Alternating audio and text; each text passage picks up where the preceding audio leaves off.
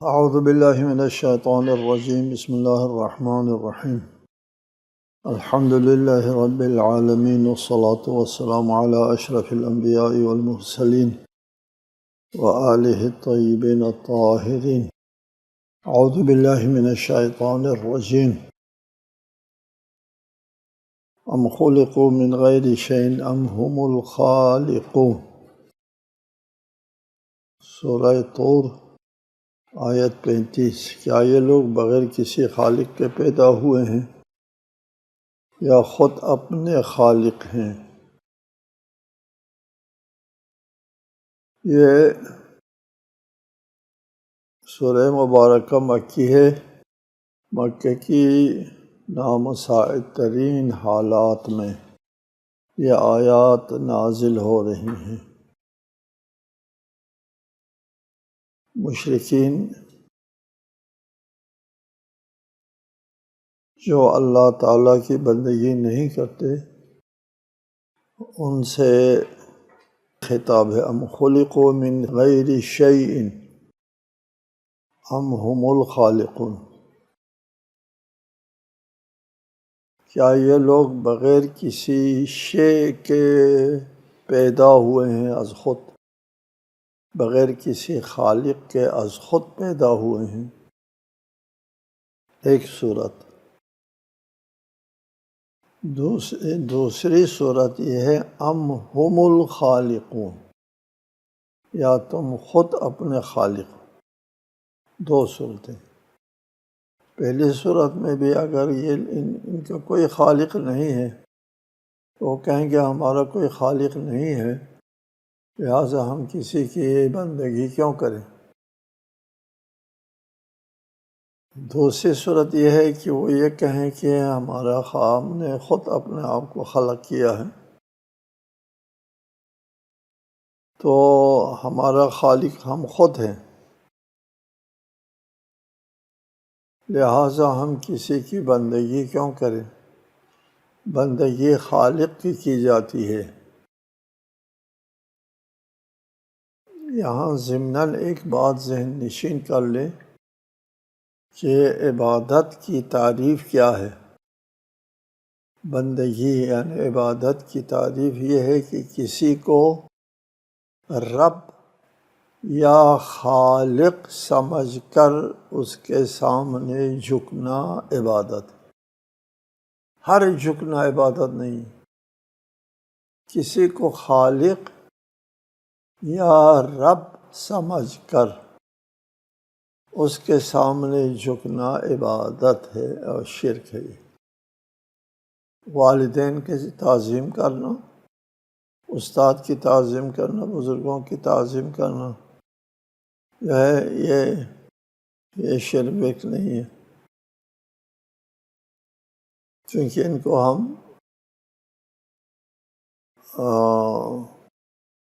خالق بھی نہیں سمجھتے، رب بھی نہیں سمجھتے۔ عبادت کی تعریف یہ ہے، قرآن میں متعدد آیات کی روشنی میں یہ موقف بنایا گیا ہے، ہمارے علماء نے یہ موقف بنایا ہے، اعاظم علماء نے، کہ عبادت کی تعریف یہ ہے۔ لہٰذا جو لوگ ہر بات کو شرک شرک شرک کہتے ہیں وہ پڑھے ہوئے نہیں ہوتے، یعنی ان کو پتہ نہیں ہوتا ہے کہ شرک ہے کیا چیز۔ ام خلقوا السماوات والارض بل لا یوقنون، یا انہوں نے آسمانوں اور زمین کو پیدا کیا ہے؟ نہیں، بلکہ یہ یقین نہیں کرتے۔ تیسری صورت۔ پہلی صورت یہ تھی کہ یہ لوگ ان کے کوئی خالق نہیں ہے۔ دوسری صورت یہ تھی کہ ہمارا خالق ہم خود ہیں۔ تیسری صورت یہ ہے کہ ان لوگوں نے آسمانوں اور زمین ان کو خود پیدا کیا ہے، اس کائنات کا ہم خالق ہے، ہم کسی کے سامنے کیوں جھکے۔ خالق کے سامنے جھکنا ہوتا ہے، خالق تو ہم خود ہیں۔ ام خلقوا السماوات والارض، جب ہم خود خالق ہیں تو خالق تو کسی کی عبادت نہیں کرتا۔ خالق کی عبادت کی جاتی ہے، خالق کسی کی عبادت نہیں کرتا۔ کیا یہ لوگ یہ موقف بناتے ہیں کہ ان لوگوں نے آسمانوں اور زمین کو پیدا کیا ہے؟ ایسا نہیں ہے، نہ ان لوگوں نے آسمان و زمینوں کو پیدا کیا، نہ یہ خود مدعی بھی نہیں ہے۔ مشرکین یہ دعویٰ نہیں کرتے کہ ہم نے آسمان و زمین کو پیدا کیا ہے۔ پھر کیوں نہیں عبادت کرتے اللہ کی؟ لا یوقنون، یہ لوگ عقیدہ نہیں رکھتے۔ کس بات پر؟ کہ اللہ ہی خالق ہے پر۔ آسمانوں اور زمینوں کو انہوں نے خود پیدا نہیں کیا، یہ ان کا عقیدہ نہیں ہے، لیکن اس کے ساتھ ساتھ یہ بھی ان کا عقیدہ نہیں ہے کہ یا یقین نہیں رکھتے کہ آسمان و زمین کو اللہ نے پیدا کیا ہے۔ یہاں لا یوقنون فرمایا، یقین نہیں رکھتے۔ مشرکین سے اگر پوچھا جائے، قرآن مجید میں متعدد آیات موجود ہیں، اگر آپ ان سے پوچھیں کہ آسمان اور زمین کو کس نے پیدا کیا، لَيَقُولُنَّ اللَّهُ، وہ ضرور کہتے ہیں کہ آسمانوں اور زمین کو اللہ نے پیدا کیا ہے۔ مشرکین اللہ کو خالق مانتے ہیں۔ مشرکین جن سے یہ خطاب ہے، یہ لوگ اللہ کو خالق مانتے ہیں۔ آسمانوں اور زمین کے خالق اللہ ہے، مانتے ہیں۔ وہ مانتے ہیں تو پھر اللہ کی عبادت کیوں نہیں کرتے؟ لا یوقنون، یقین کے مرحلے پر نہیں ہے۔ اللہ کو خالق کہتے ہیں، لیکن اس سے اللہ کے خالق ہونے کے اوپر جو ان کا عقیدہ نظریہ ہے، اس پر یقین نہیں رکھتے۔ یہ ہمارے یہاں بھی یہ مسلمان عموماً بہت سی چیزوں کے اوپر عقیدہ ہے، لیکن یقین نہیں رکھتے۔ قیامت پر عقیدہ ہے، اور اس عقیدے کے تقاضے کا کوئی عمل جو ہے وہ ظاہر نہیں ہوتا اس عقیدے کے مطابق۔ کوئی علامت، کوئی نشانی، کوئی آثار، وہ قیامت ہے۔ صرف قیامت کے اوپر عقیدہ ہے، عدم انکار تک۔ قیامت برحق ہے، جی قیامت برحق ہے، بس عدم انکار ہے۔ اللہ تعالیٰ کے سامنے حساب دینا ہے، ہاں جی جی دینا ہے۔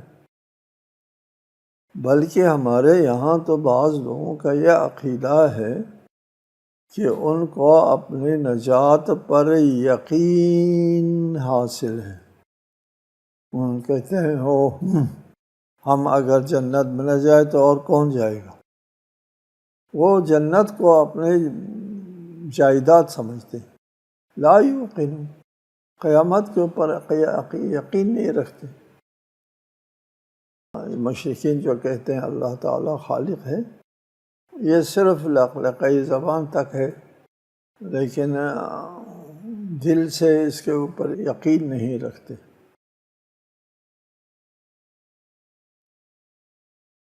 ام عندهم خزائن ربک ام هم المسیطرون، کیا ان کے پاس آپ کے رب کے خزانے ہیں یا ان پر ان لوگوں کا تسلط قائم ہے؟ یہ لوگ اللہ کی بندگی نہیں کرتے ہیں۔ اس کی چوتھی صورت یہ ہے، عندهم خزائن رب، تمام خزانوں کے مالک جو ہے وہ یہ خود ہے۔ رزق دینا، عزت دینا، دولت دینا، اور سب ان کے اپنے اختیار میں ہے، تو پھر ہم کسی کی بندگی کیوں کریں؟ یہ عقیدہ رکھتے ہیں۔ ام عندهم خزائن ربک، تمام اللہ کے خزانوں کے مالک یہ لوگ ہیں۔ اللہ کے پاس اس میں سے کچھ بھی نہیں ہے۔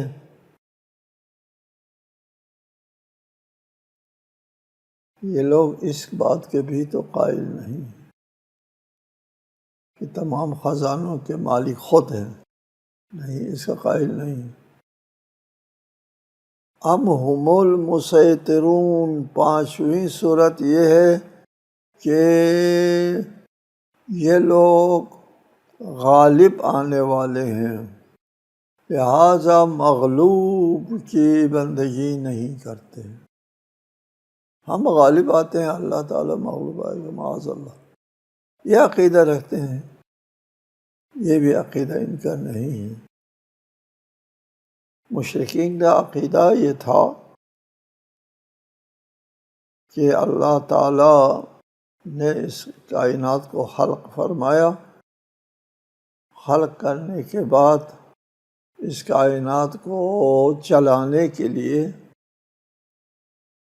بہت سے اور ارباب اللہ نے پیدا کیے، بہت سے ارباب، رب، اللہ کے بنائے ہوئے رب ہیں، ان کے ہاتھ میں کوئی رب بارش کا رب ہے، کوئی دولت کا رب ہے، کوئی عزت کا، کوئی سلطنت و حکومت کا رب ہے۔ ہر اس شعبہ زندگی کے لیے ایک رب ہے۔ کوئی لڑائی جھگڑوں میں جب جنگیں ہوتی ہے تو فتح دینے والا رب الگ ہے، الگ ہے۔ ان کے ارباب ہوتے ہیں رب، وہ سب رب ہیں۔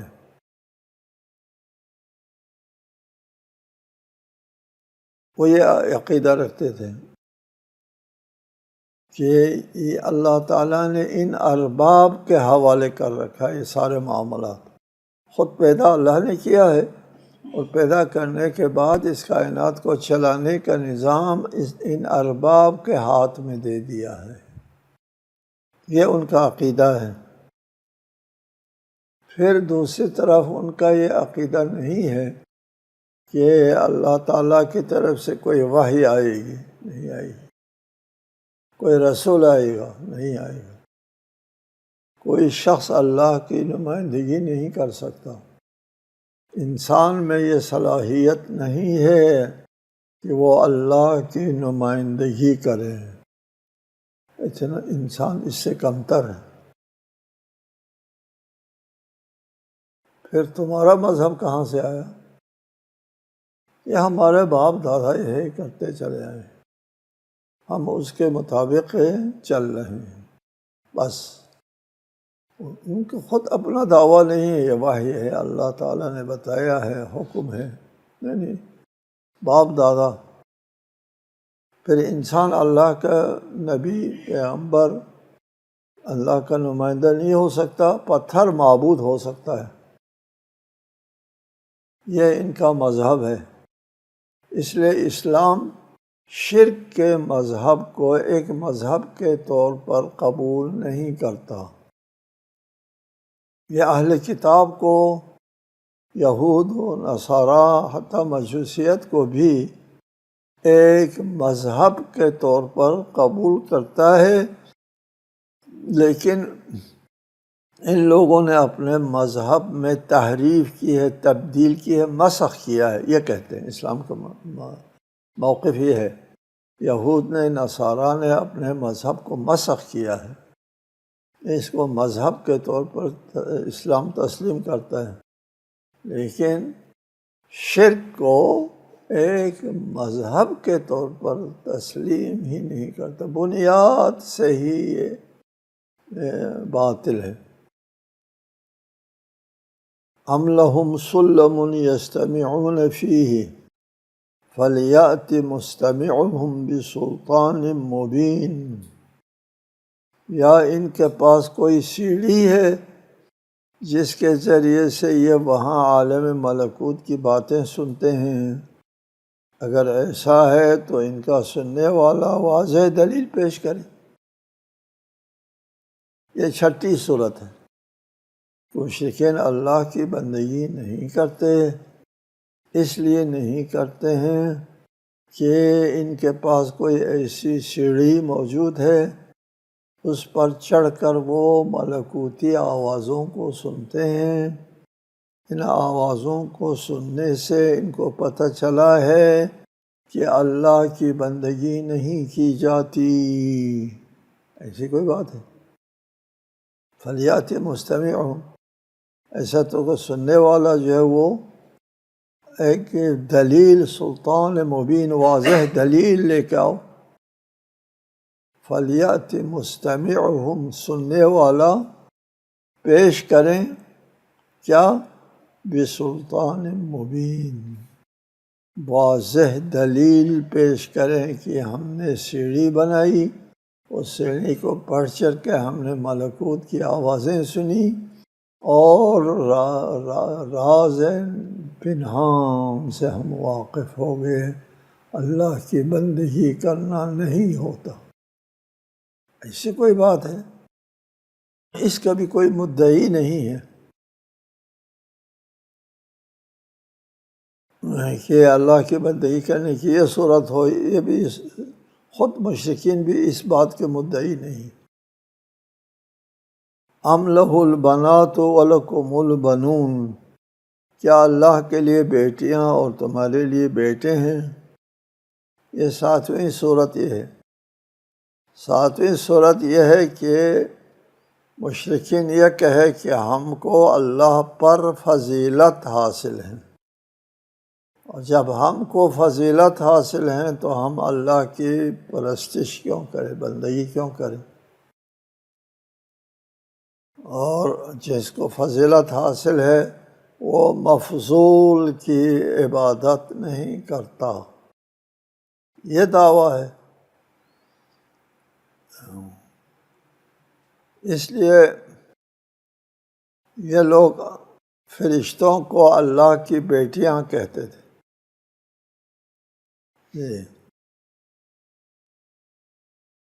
اور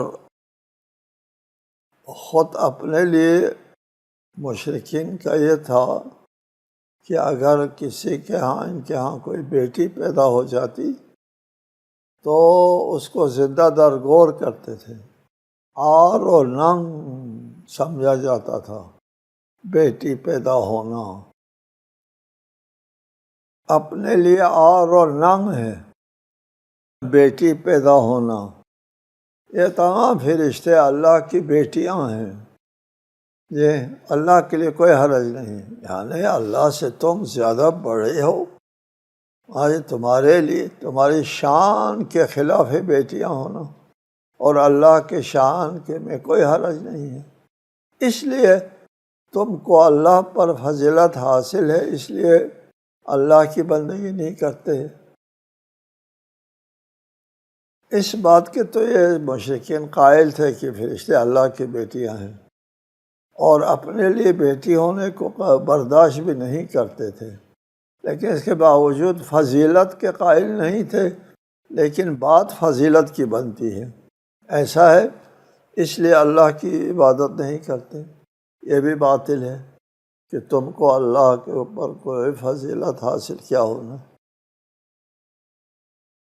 ام تسألہم اجرا فہم من مغرم مثقلون، کیا آپ ان سے اجر مانگتے ہیں کہ ان پر تاوان کا بوجھ پڑ رہا ہے؟ مغرم یعنی ان کے اوپر تاوان ہے، غرام، اور مثقلون بوجھ ہے کہ ہم اللہ کی بندگی کرتے ہیں تو بہت بڑا بوجھ پڑتا ہے، پیسہ دینا پڑتا ہے، اللہ اجرت مانگتا ہے، اس لیے ہم اللہ کی بندگی نہیں کرتے۔ اللہ کسی سے کچھ کیا مانگتا ہے؟ وہ کوئی کسی قسم کے تاوان کا بوجھ اللہ تعالیٰ کسی پر کیا ڈالتا ہے، یہ بھی نہیں ہے، معلوم ہے سب کو۔ پھر بھی یہ لوگ اللہ کی بندگی نہیں کرتے۔ تمام صورتوں، تمام راستے جو ہے وہ ان آیات میں اللہ تعالیٰ بند کر دیتا ہے کہ ان کو اللہ تعالیٰ کی بندگی نہ کرنے کی کوئی صورت جو ہے وہ حاصل نہیں ہے۔ ام عندہم الغیب فہم یکتبون، یا ان کے پاس غیب کا علم ہے جسے وہ لکھتے ہوں، یا اس لیے وہ اللہ کی بندگی نہیں کرتے ہیں کہ یہ غیب کی باتیں جانتے ہیں۔ اس غیب کی باتوں سے پتہ چلا ہے کہ اللہ کی بندگی نہیں کرنا ہوتی ہے۔ ہم کو اس راز کا پتہ چلا ہے، اس غیبی علم کا پتہ چلا ہے کہ اللہ کی بندگی نہیں کرنا ہوتی ہے۔ کیا کوئی ایسی بات کا تم پر انکشاف ہوا ہے؟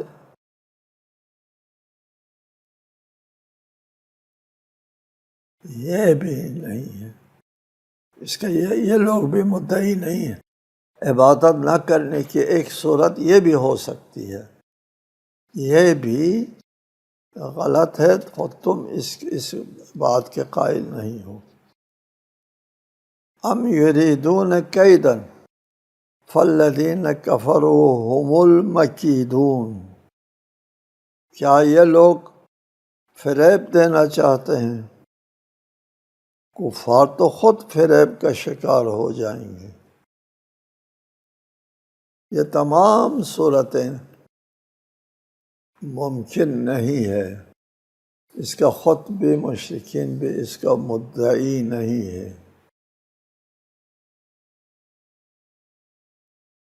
پھر کیوں اللہ تعالیٰ کی بندگی نہیں کرتے؟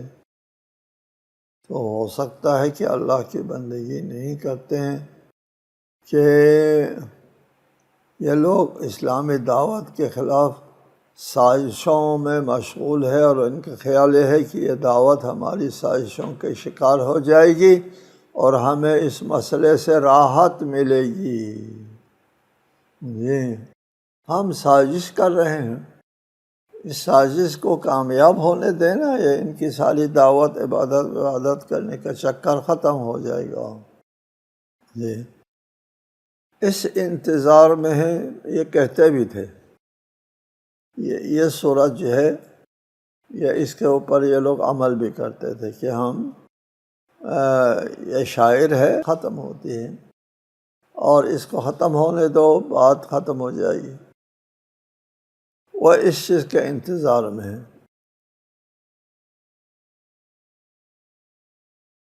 اللہ تعالیٰ ارشاد فرماتا ہے کہ تمہارا یہ زعم بھی باطل ہے، ایسا بھی نہیں ہوگا۔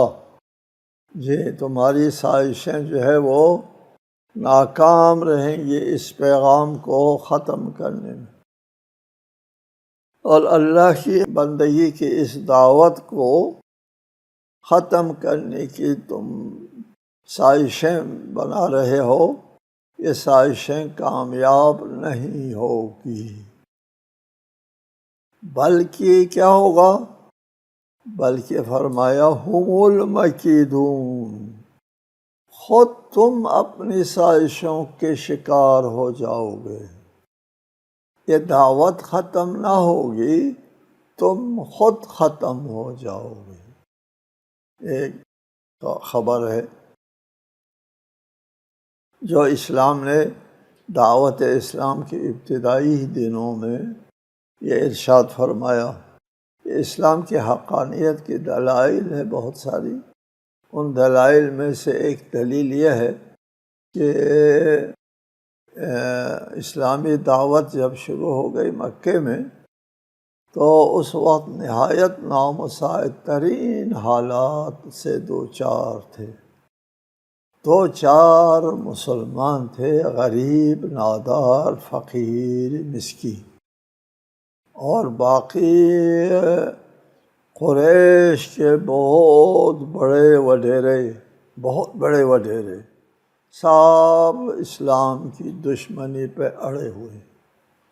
چار فقیر ہیں، یہ چار فقیر کو لے کر کے رسول اسلام اس وقت دعویٰ فرماتا ہے یہ خود شکار ہو جائیں گے. ایک اور جگہ کہ وہاں کا جند محزوم، ایک شکست خوردہ لشکر.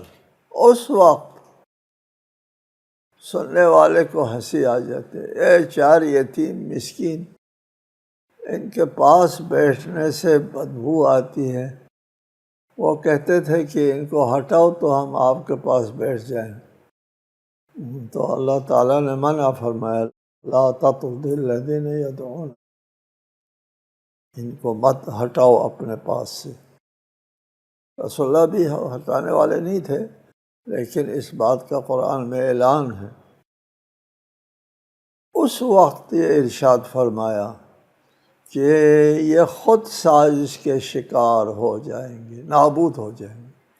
آج یہ نابود ہے، ان کا نام و نشان نہیں ہے. اسلام جو ہے وہ کرۂ ارض کے اوپر پھیلا ہوا ہے. ام لہم الہ غیر اللہ سبحان اللہ عما یشرکون، یا ان کا اللہ کے سوا کوئی معبود ہے؟ الہ غیر اللہ، اللہ اس شرک سے پاک ہے جو یہ کرتے ہیں. یہ تمام مفروضے، بہت سارے مفروضے بیان فرمائے، اور ان تمام مفروضوں کے بعد فرمایا اب بتاؤ، ام لہم الہ غیر اللہ، اللہ کے علاوہ کوئی معبود ہے تمہارے پاس؟ جی یہ سبحان اللہ عما یشرکون، یعنی استفہام انکاری ہے. ام لہم الہ غیر اللہ، اللہ کے علاوہ کوئی معبود ہے، استفہام انکاری کہتے نہیں ہے. پاس اللہ تعالیٰ کی ذات پاک و پاکیزہ ہے ان الزامات اور ان خرافات سے جو مشرکین خیال کرتے ہیں. السلام علیکم ورحمۃ اللہ وبرکاتہ.